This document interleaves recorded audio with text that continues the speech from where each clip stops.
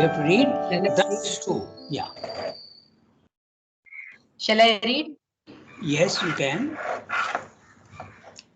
Thus, too, if we see only the aspect of self, we may concentrate on its static silence and miss the dynamic truth of the infinite. If we see only the Ishvara, we may seize the dynamic truth, but miss the eternal status and the infinite silence. Become aware of only dynamic being, dynamic consciousness, dynamic delight of being, but miss the pure existence, pure consciousness, pure bliss of being. If we concentrate on Purusha Prakriti alone, we may see only the of soul and nature, spirit and matter, and miss the unity.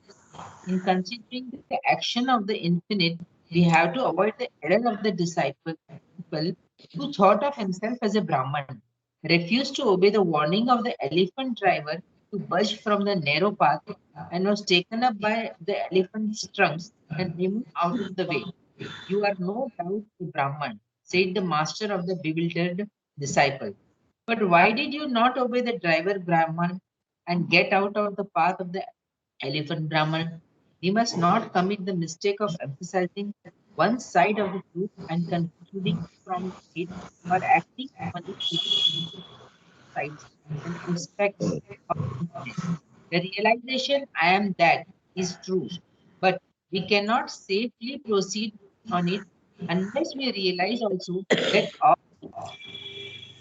that our self-existence is a fact, but we must also be aware of our other selves, of the same self in other beings, and that which exceeds both own self and other self. The infinite is one in a multiplicity, and its action is only seizable by a supreme reason, which regards all and acts as one awareness that observes itself in difference and respects its own differences, so that each thing and each being has its own form of essential being and its form of dynamic nature, swarupa, swadharma, and all are respected in the total working. The knowledge and action of the infinite is one in an unbound variability. It would be, from the point of view of the infinite truth, equally an error to insist either on the sameness of action in all circumstances or on a diversity of action without any unifying truth and harmony behind the diversity.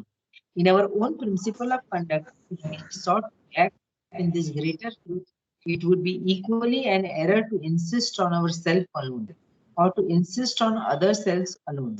It is self of all on which we have to found a unity of action and a total infinity plastic, yet harmonious diversity of action. For that is the nature of the working of the infinite. Yeah. Okay. So what you have said is that we should not be one-sided. Below the supermind, all knowledge is only partial. So, but it is so convincing when you go above the mind, whatever you realize, it is so fantastic that you see that that's the ultimate truth. This is the whole problem. But you have to be very, very careful and very, very objective and not get pulled away and rushed away in the stream of experience and say that that is the only truth. That's what he's warning you about. So, very, very fundamental experiences come, and that's why so many philosophies also come up. Advaita, Dvaita, Vishishta Advaita, okay, the Sankhya, there's so many, Buddhism, different aspects come and different Bhakti Yoga is the only truth, Jnana Yoga is the only truth, Karma Yoga, all these are all partial experiences. That's what he's warning you about. So, having this basic idea, I will first summarize the chapter for you, the paragraph, and then we'll go into details because you must understand the language also. That's very important because once you understand the language, you can apply that language anywhere else also. When you are reading alone, it will be very, very clear. So, in this para, he is saying, if we experience only self, you remember what the self is? That which is infinite, eternal, immutable, but it is your own personality, but it is infinite personality, not limited. It's not your body, mind, life. Your own true being. If we experience only self, we may miss the dynamic aspect of the infinite. That means to say, we will be missing the dynamic aspect in the physical world. If you go to the other world, then you are missing the world. That's what happens with the Mayavadins and the Buddhists. They are saying, no, the world doesn't exist. But that's not true. Okay. Secondly, if we see only Ishvara, we may miss the silence and the immutability of the infinite. Okay. When you see the Ishvara, you are in a question, you are in the consciousness where personal and impersonal both are there. Okay. But you will be missing the utter silence and the immutability of the infinite. That you will be missing because you will see both together. Okay. So that's what he's saying. Then third possibility.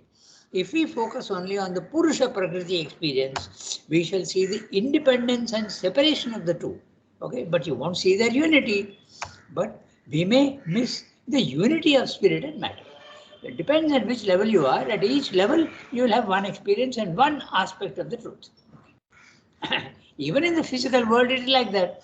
Where you are standing, you will see only partially. You change your position, you go 100 meters here or 100 meters above, you will see totally different things. That's the whole point. Yesterday we were discussing when you are at home and when you are up in the sky in the International Space Station, you see totally different things. Okay, so that's exactly what he's saying. Spiritually also this is true. Not only physically but spiritually also. Okay, so if we focus only on the Purusha Prakriti experience, we shall see the independence and separation of the two. But we may miss the unity of spirit and matter. The story of the elephant driver and the guru illustrates this point very well. We'll discuss that illustration. I am that is true, but so is the truth that all others also are that. Okay. I am that is fine. Okay. Aham asmi, tat tvamasi, okay? Aham brahmasmi, that's true. But all the others also are true. When you are seeing only yourself as the divine, that is not true. The others also are true, but you don't see that. The infinite is one on the heights, but becomes the many on the lesser planes. Each of the many expressing one aspect, okay? Only one aspect. Okay? Expressing one aspect, one possibility of the infinite manifestation, Swabhava and Swadharma, Swarupa. That's what he's saying. Okay. Swabhava is the essential character of everybody, which is separate. Swabhava. And Swadharma is what you become in the physical world. Okay.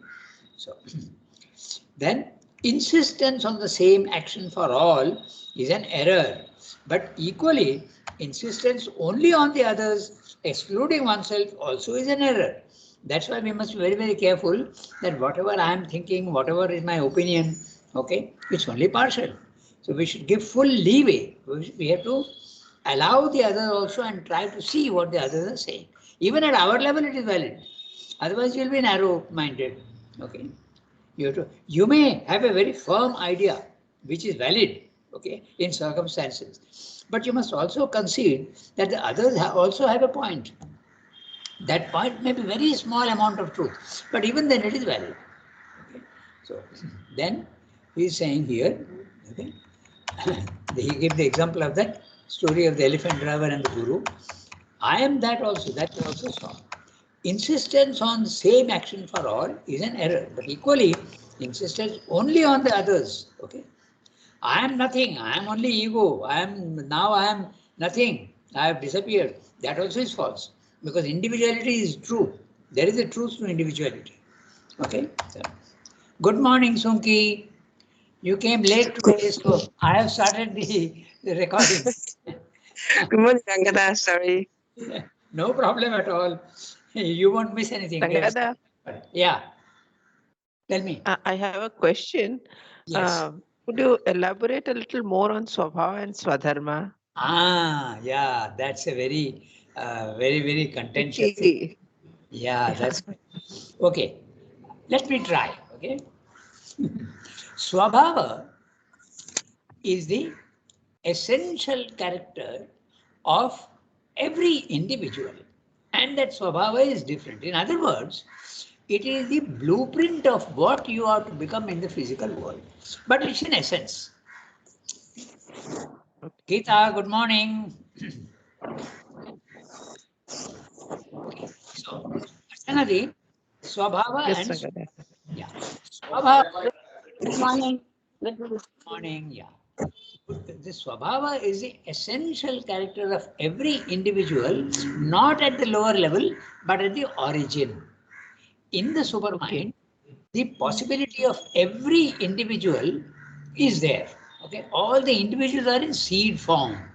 Okay, but all the seeds are there. Each seed is going to give a different tree. There'll be a tamarind tree seed, there'll be a mango tree seed, there'll be a apple tree seed. So each seed, the essential part of it is a swabhava. Okay. Okay, Rangana. And when it comes down into the physical world, it's swadharma. Okay. That's what he's saying. Now, when we are reading the thing in detail the para, I'll point out the words which he's saying. So, Swabhava is the essential character of everybody. Okay. And the Swadharma is the execution, the physical manifestation of Swabhava in the physical world. Is it clear? Somewhat. Swadharma is still not very. Swadharma. Swabhava is clear. I told you, the seed of a tamarind tree, the tamarind tree is not obvious there, okay? In the supermind, it's a potentiality, that's a swabhava. This is what you are going to become. You can think of it as a blueprint. The blueprint is not in the building, okay? So that's a swabhava. But when it becomes in the physical world, that becomes a dharma. Okay, I think there's a little confusion about dharma, that's why I'll go into a little more detail. Essentially, the swabhava of everybody is infinite. It can go in any direction. But normally, this infinity, you can boil it down to certain fundamentals. And those fundamentals are the knowledge aspect, the power aspect, and the splendor aspect, and the humility and the service aspect. Because this is what it is in the Satchidananda, Sat Chit Shakti Ananda. So you have the knowledge aspect. The knowledge aspect, knowledge is the Swabhava, and you become a Brahmin in the physical world. That's your Swadharma. Okay. If you are a courageous man, that's your Swabhava. And in the physical world, you will become a soldier, or you may apply that courage in other fields also. But your basic Swadharma will be courage and the protection of others, the Kshatriya. Okay. So we are boiling down all the possibilities to only 4. Okay. Knowledge, power, splendor, and beauty. Okay. Splendor and beauty. The Vaishya is the one who is creating wealth. Okay. That is his Swadharma. And finally, you have the last aspect, which corresponds to Saraswati, that is the humility and the effacement of the ego, humility, okay, modesty, okay, and service to others, effacing of yourself, that is the Shudra. So essentially, Swabhava can be 4, but the combinations and permutations of these are infinite. You can't limit it only to these 4. But if you go to the divine consciousness, it is Satchidananda. Essentially, it becomes these 4 only. Okay, so that is the Swabhava, and the Swadharma is that. So the Swadharma of the Kshatriya is to protect the weak, be courageous, fight for your whatever you have to do in the physical world. The Swabhava of the Brahmin is to have knowledge, okay, and wideness of mind. That of the Vaishya is the creating wealth and splendor and beauty. And finally, you have this. So this is the Swabhava and the Swadharma. So, you think about it. One is in the essential, the seed, Swabhava, and the Swadharma is in the physical world, its actual manifestation. Okay? Yeah, it's very interesting because I was also once, I'll tell you, in one, in one in one class, somebody wanted to be, he did not know exactly, and I also did not know at that time, about 20 years ago. He asked me, I want to be an architect. Okay. So what is my swabhava? Is my swabhava to be an architect? So swabhava is not architect, but the characteristics which make the architect. So that's why you have to boil it down to only these four: knowledge, power, splendor and beauty, and service to others. But the combinations and permutations can be infinite. That's the thing. Okay? Just 1 second, my computer is giving me a little bit of a trouble. Here we are. So I come out. Yeah, I got it back. Okay. So now I continue. I finish the reading of the summary. So now Sundar is saying, insistence on the same action for all is an error, but equally insistence only on the others excluding oneself is also wrong. When we act from the supreme consciousness, we shall avoid that error of seeing only one self or the other error of seeing only the others. We shall act in the total action of all souls. That's what he's saying. And that is available only at the supramental level, not any other level. Okay? This is essential what he's saying. Don't have partial knowledge. That's what all the philosophies in the world are making a mistake. Go to the highest level and get every aspect of the divine, which is available in the supermind. You can get glimpses of it, but to station your consciousness permanently in the supermind has not yet been done by anybody. You can get glimpses of it even in the lower planes, but not possible to live permanently in that until now. But the supramental race will certainly be able to do that. And that's why they'll be able to be a superior race in the physical world. Okay, so this is what he's saying in the para. Now we go back to the beginning. Archanadi, the Swabhava and the Swadharma, I have tried my best to put it in words, but now you think about it, and if there are other questions also, because sometimes other questions also come up. If this is this, then what about that? So all sorts of questions come up. You can refer to me and then we'll see whether I can expand further on the idea. It took me a long time to understand myself. It is not that you are an architect or a doctor or that. It is not that. It is the essentials. Okay? These, you can be a doctor and you can be a very courageous doctor and you can have a lot of knowledge as a doctor. Okay?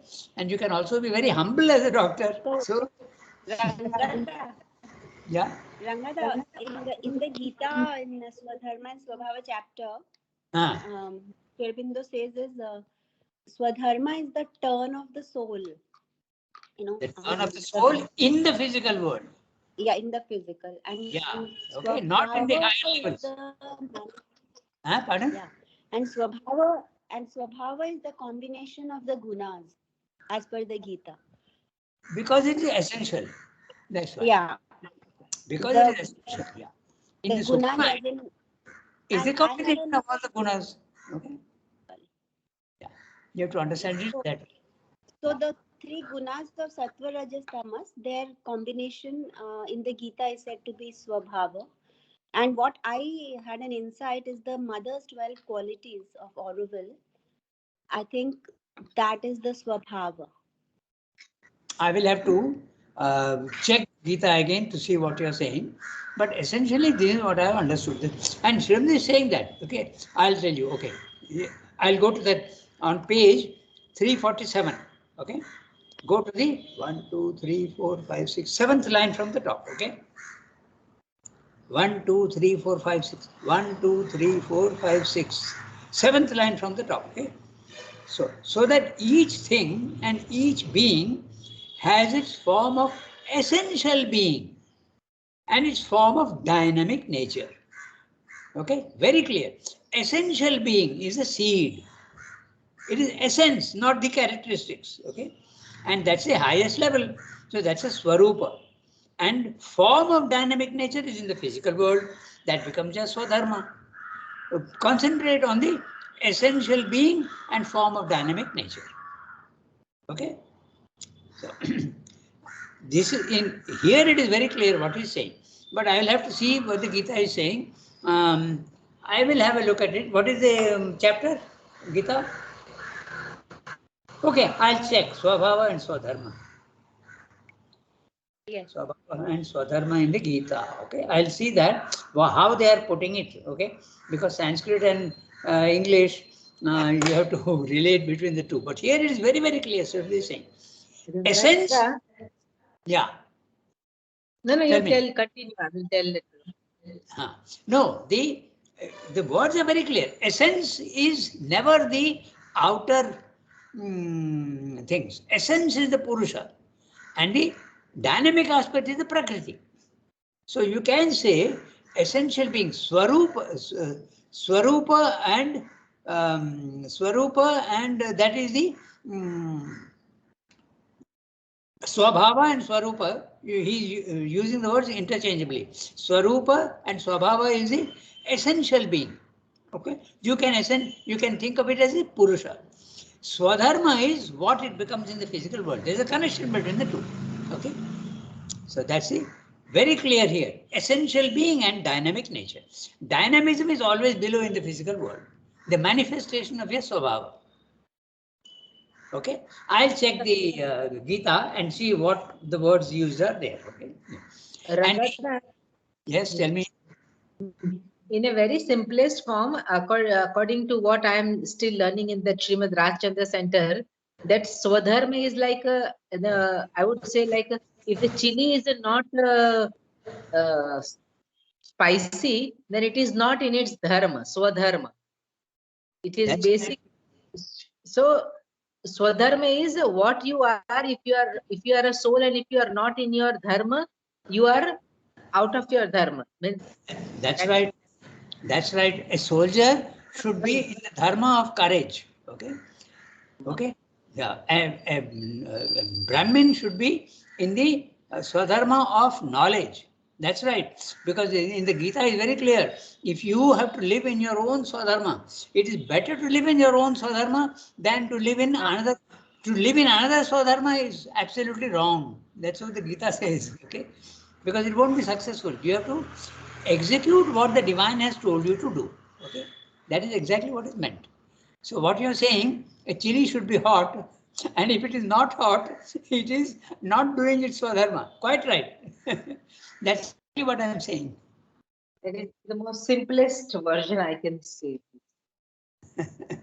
Okay, I think we have dwelt enough on that. So we'll go back to the beginning of the chapter. Now think about it. We have given so many different ideas, but what Gita is saying, I'll just check on the Sanskrit words, what they are saying, Swabhava and Swadharma. By the way, the gunas, okay, Gita, where do the gunas exist? Do they exist in the higher planes of consciousness or they exist only in the lower planes? Tell me. The gunas exist only in the lower Higher planes. plane. Never in the Comes higher from planes. the higher planes. In the higher planes is always Purusha, never Prakriti.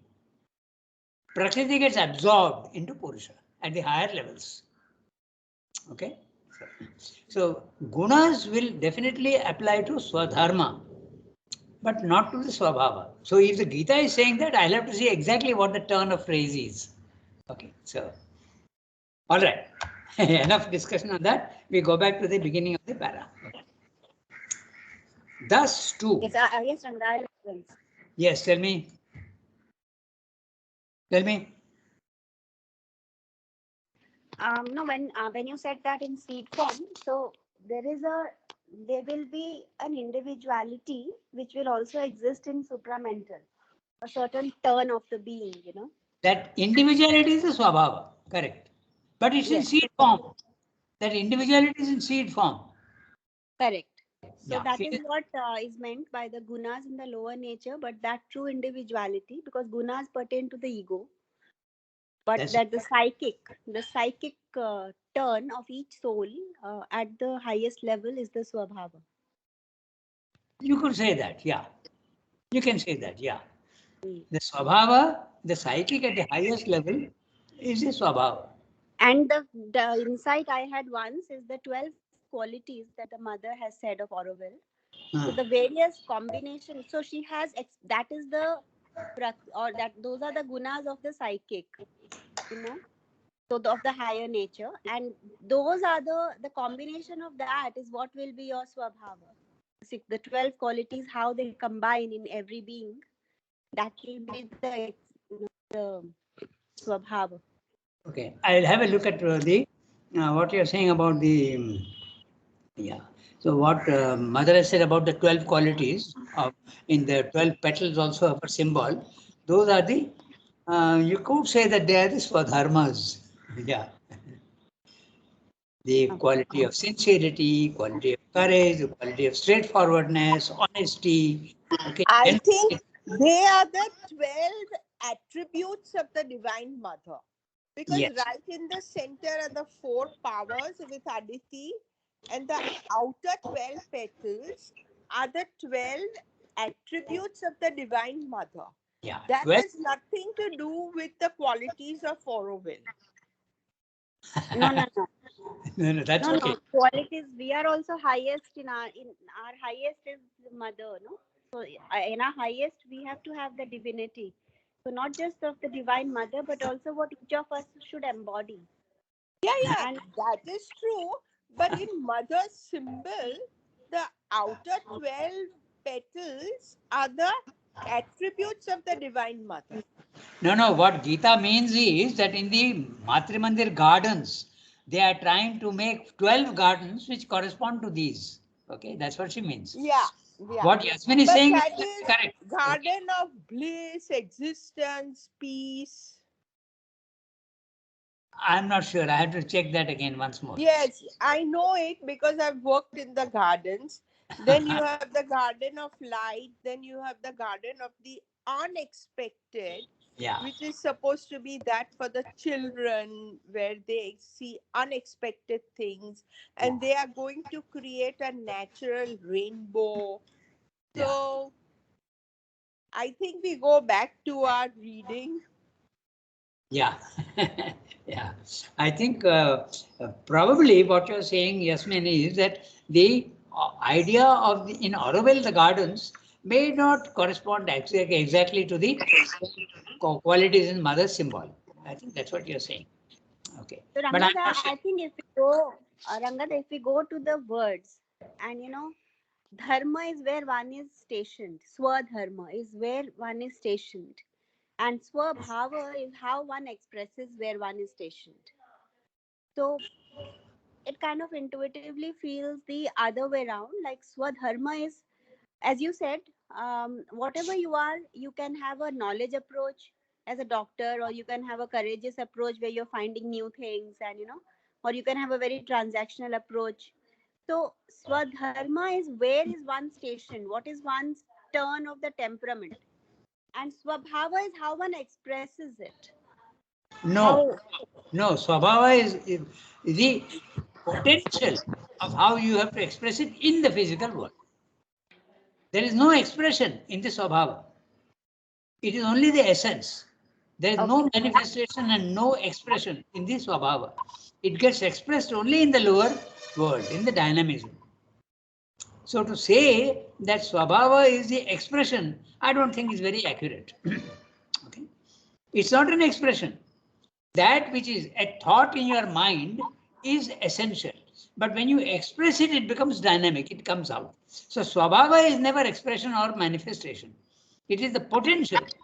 There's a difference between the two. Okay. It's a question of language. It's a question of language. Yeah. I think Yeah. one can grasp it intuitively, but when one tries to. Put it in words, yeah, it comes out in different ways. Yeah, that's right. Okay, let's go back. We have 15 minutes, so I'll start reading the paragraph. Okay, these discussions are useful. It's not that they are useless, or it gives you various aspects of the truth, and you start thinking about them. Okay, so now, thus too, I'm reading the paragraph from the beginning. Thus too, if we see only the aspect of self, we may concentrate on its static silence and miss the dynamic truth of the infinite. This is what the Buddhists and the Mayavadins do. They miss the truth of the physical world. Okay, that's what he's saying. So, or if we see only the Ishvara, and the Ishvara is the Purushottama at the highest level, where he is personal and impersonal at the same time, he is dynamic as well as static.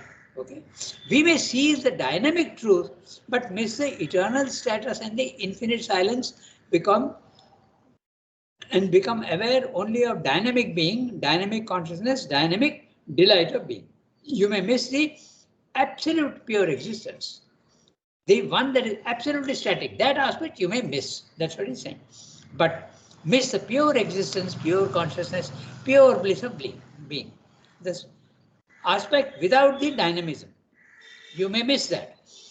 Now, another possibility. If we concentrate on Purusha Prakriti alone, which you can do at the higher mind level and also the illumined mind level, even at the intuitive mind level also, that is possible. You get the experience of Purusha Prakriti. You see both together, and both are real, but they are separate. Okay, we may see only the dichotomy of soul and nature.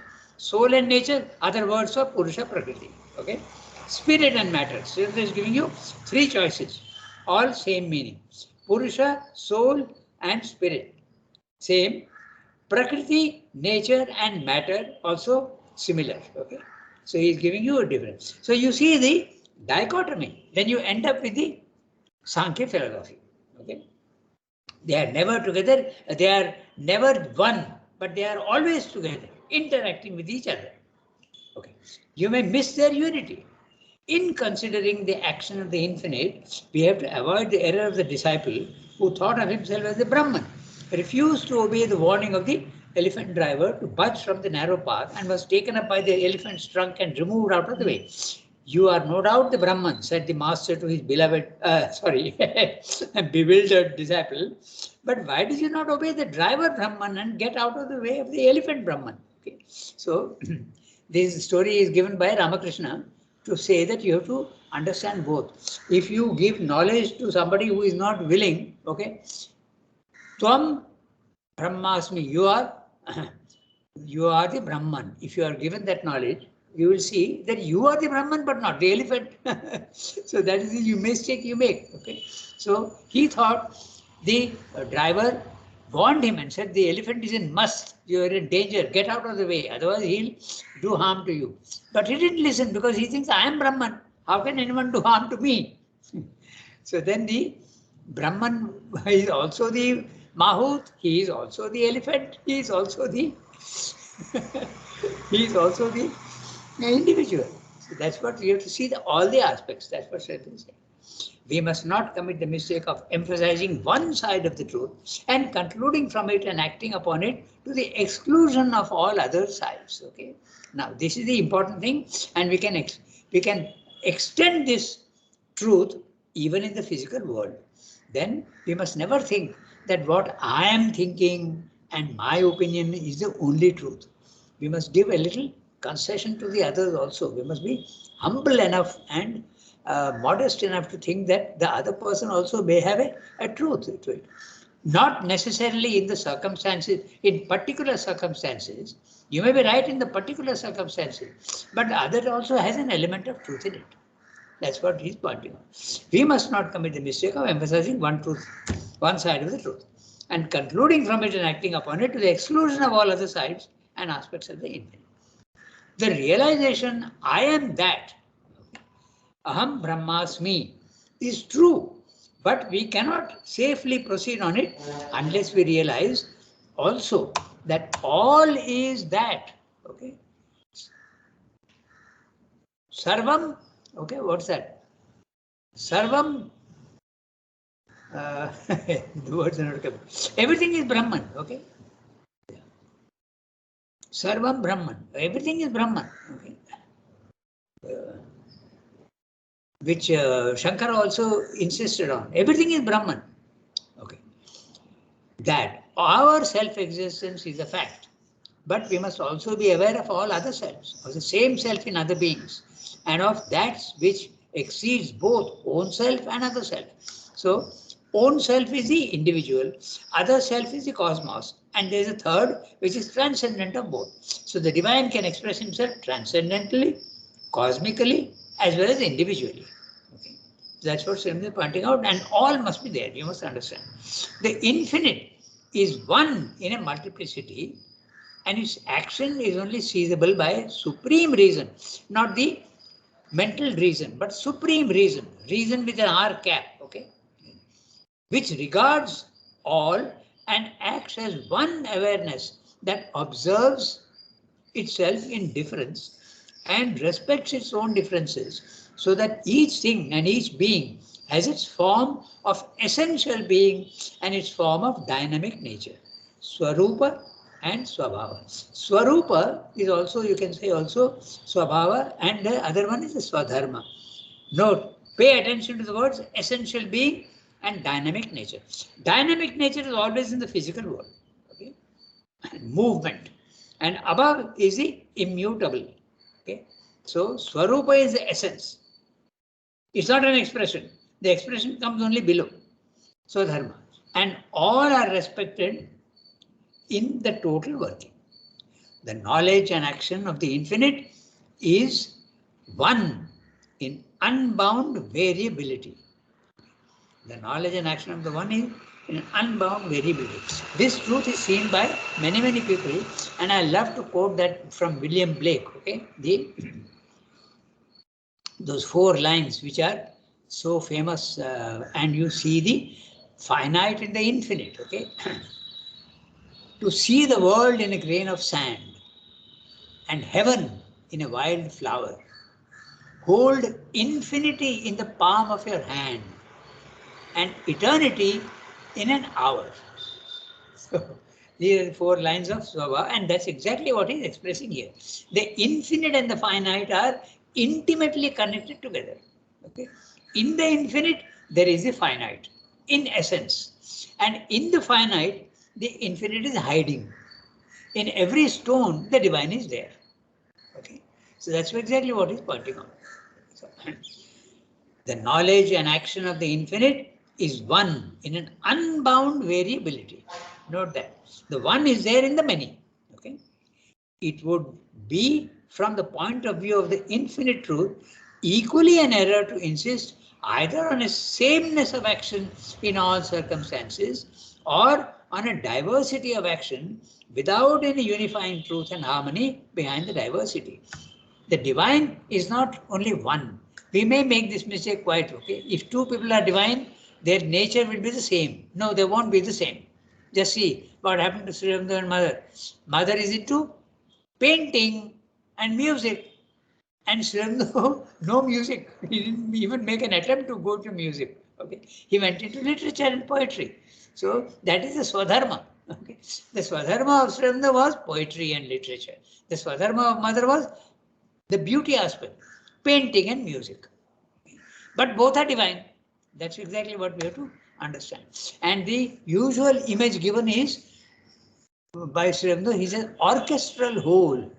The divine is not sameness. Okay. In an orchestra, there's huge variety. There are 100 instruments playing. Each thing is playing a different tune and a different note. Okay. But there is perfect harmony. There is no cacophony. There is no disharmony. Okay. So that's what he's saying. So equally an error.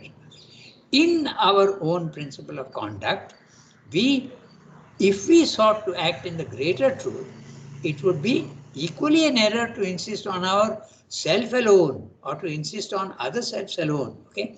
So generosity, ignoring yourself, is also a mistake. That's what Srimati is saying. And selfishness without paying attention to others is also wrong. Okay. The second one is very obvious. Everybody knows that selfishness is bad. But when you deny yourself development and you work only for the others, that also is equally a mistake. That's what he's pointing out. Okay. It would be equally an error to insist on ourself alone or insist on other selves alone. That also is a mistake. It is the self of all on which we have to found a unity of action and a total, infinitely plastic yet harmonious diversity. Harmonious diversity. Think of the orchestra, okay? That's a very good image to understand this. Tremendous diversity, but total harmony. Okay? For that is the nature of the working of the infinite. In the last chapter of the Life Divine, he has explained this very well. Harmonious diversity. Each one will be divine, essentially, but expressing another aspect of the divinity. So there'll be difference, but there'll be no clash. Okay? And there'll be a perfect harmony. In fact, he goes so far as to say, one day you may be a leader, the next day you may be a follower, you may be one who is being led, okay? But there'll be no reaction in you, no ego reaction. That's what it says in the last chapter. Harmony and diversity.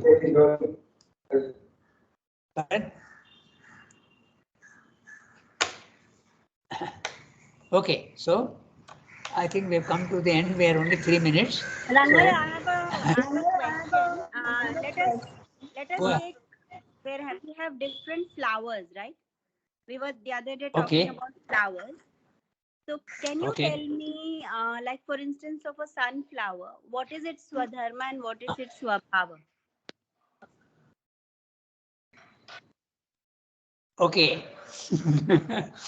Its Swabhava would be its capacity to always look towards the sun.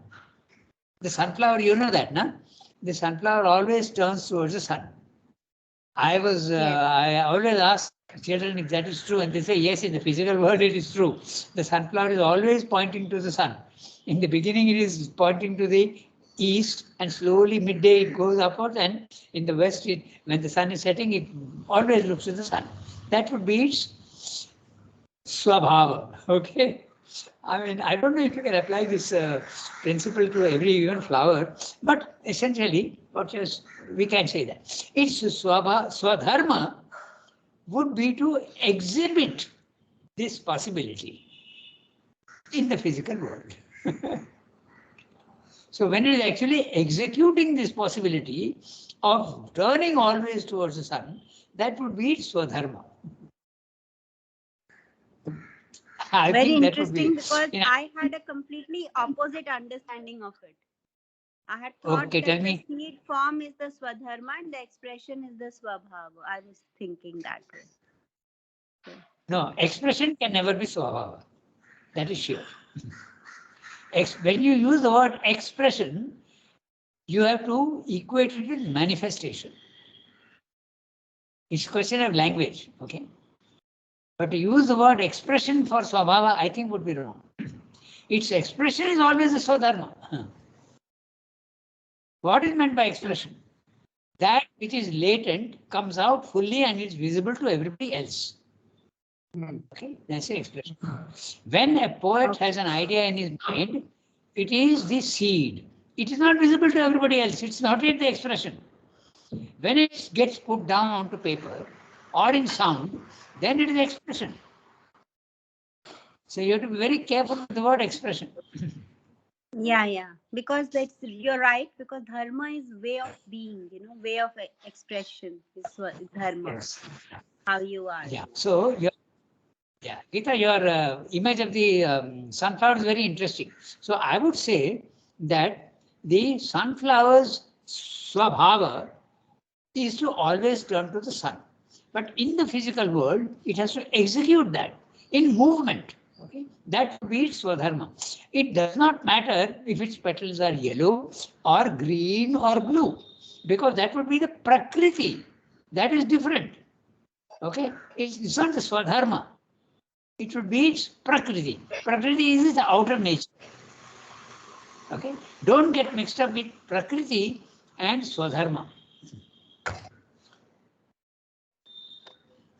Okay. Yeah, I thought Prakriti more Swabhava, I thought. I don't think so. I will check the Gita, what you told me. I'll check the Gita and then I'll get back to you. Okay? Yes. I have to, Pardon? Pardon? Rankata, Swadharma Ah. is what you are assigned to, and Swabhava is what you are executing with your own wish, will, and twist, and all the all your other nature, means positive, negative feelings, and then what you execute is your Swabhava. But Swadharma is you are assigned something fixed. If you twist and go out of the way, then you have to bear the consequences. Like that? What you are saying is okay, but you are using words in a different way. Okay, it's not the way that Sri is using nor the Gita. Okay, so we'll discuss. What you are saying essentially is true, but you are saying Swabhava is what you are assigned to do. Okay, No, but that's Swadharma. a Swabhava, Swadharma. Swadharma. Swadharma. Swadharma is you are assigned to do this work. Like you said, no, doctor. No, He's he has. I would not agree with that. I would not agree with that. Okay. Okay. What you are assigned to do, what you have to do is in seed form, and that's a swabhava. So what you are actually carrying out, that one in the physical world, is your swadharma. Oh. Yeah. What you Okay. are saying is true, but you are using words in a different way. Okay, I got another class and my student has already come, so I'll have to stop here. Okay. If you want, we'll continue this discussion next time, but that'll be next week, Wednesday. Merci Okay. beaucoup. In the Au revoir, meanwhile, Sudha. I'll check the Have a nice Swabhava. Okay. Au revoir, everybody.